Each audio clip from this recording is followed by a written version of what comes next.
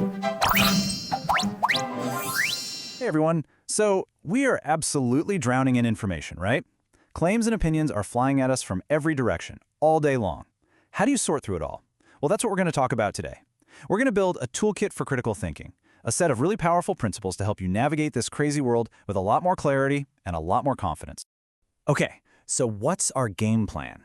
Here's the path we're going to take. First, we'll look at the only 3 real attitudes you can have about any claim. Then, we'll dive into the golden rule of evidence.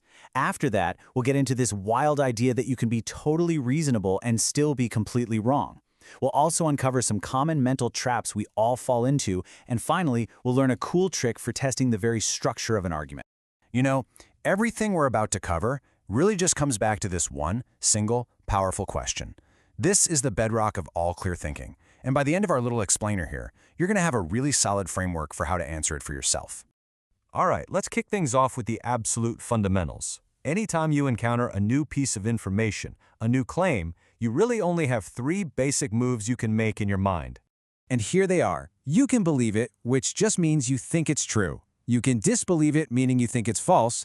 And then there's this third option, which is so important. You can suspend judgment. That's where you stay neutral. You don't buy it, but you don't reject it either. You're just waiting for more information.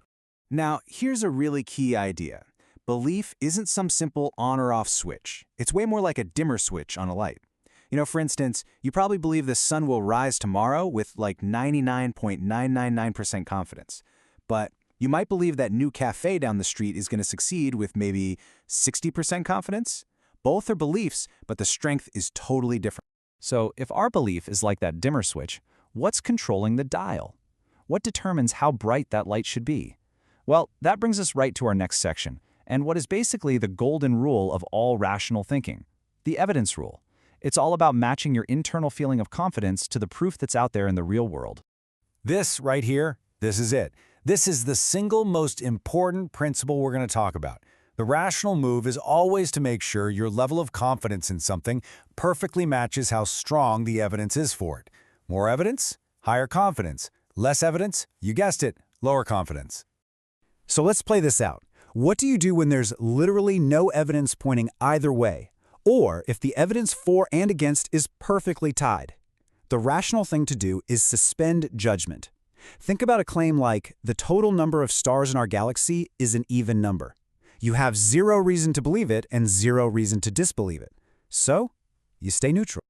Okay, now let's imagine that dimmer switch again. If you get a little bit of evidence that points one way, say a pretty credible source hints that a product launch might be delayed, your dimmer switch of confidence should only move up a little. You should probably believe it, but only with low confidence. And then, of course, you've got the other end of the spectrum. This is when having super high confidence isn't just okay, it's rationally required. A classic example is the link between smoking and major health risks. At this point, the evidence isn't just good, it's overwhelming. So the rational response is to crank that dimmer switch all the way up and believe it with very, very high confidence. Okay, this next idea, this is a huge aha moment for a lot of people. It's the key to understanding how 2 really smart, really thoughtful people can look at the exact same thing, disagree completely, and yet neither one of them is being irrational. The concept is called fallibilism, and the bottom line is this. Being reasonable and being right are 2 totally different things. A reasonable belief is just one that makes sense based on the evidence you have at that moment. A true belief is one that actually matches up with how the world really is. And this is just the perfect historical example. Imagine you're a peasant back in medieval times. Every smart person you know, every expert, every book tells you the earth is flat. I mean, look around, it sure looks flat. So, based on all the evidence available to you, believing the earth is flat is perfectly reasonable. We now know, of course, that it's not true. Their belief was justified, but it was still wrong. Or hey, think about this, which has probably happened to you. You check a really reliable weather app, and it says there's a 90% chance of rain. So you reasonably believe it's going to rain, and you grab your umbrella. Then, it's sunny all day. Was it unreasonable to believe it would rain? No, of course not. Your belief was based on the best evidence you had. It turned out to be false, but your reasoning was perfectly sound. So even when we have the best intentions, when we're really trying to follow the evidence, our own minds can get in the way.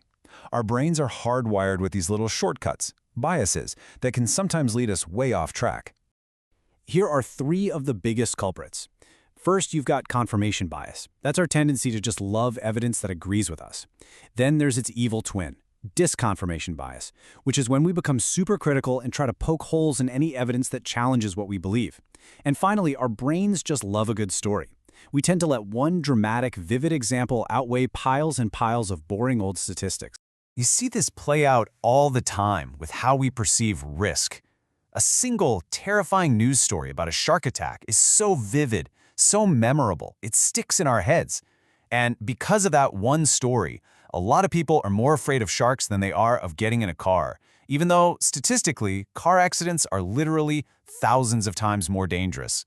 Our brains are grabbing onto that dramatic story and ignoring the data. All right, for our final tool in the toolkit, we're going to switch gears just a little bit. So far, we've been all about the evidence. Now we're going to look at the structure of an argument itself. We're going to zero in on a specific kind of argument called a deductive argument. The whole point of a deductive argument is to be completely airtight. It's trying to show that if its starting points, its premises, are true, then the conclusion is absolutely 100%, no doubt about it, guaranteed. And this brings us to a super important distinction. In logic, the word valid has a very specific meaning. It just means the argument structure is perfect. Think of it like plumbing. An argument is valid if all the pipes are connected perfectly with no leaks. That's a totally separate question from whether the stuff flowing through the pipes, the information, is actually true. So how can you test an argument's plumbing? With this simple two-step thought experiment. First, just for a moment, pretend that all of the argument's premises are true, no matter how crazy they sound. Just imagine a world where they're fact. Step 2, ask yourself, in that world, does the conclusion have to be true? Is it completely inescapable? If the answer is yes, the argument is valid. Now this is where it gets a little weird, but it's the perfect way to see how this works. Check out this argument. Let's run the test. Step 1. Imagine a bizarre world where all Olympic athletes are 10 feet tall and Professor Cray is an Olympic athlete. Just accept it. Step 2. In that world, would he have to be 10 feet tall? Well, yeah, he would. The conclusion is guaranteed by the premises. That means the argument's structure is perfect. It's totally valid, even though every single sentence in it is false.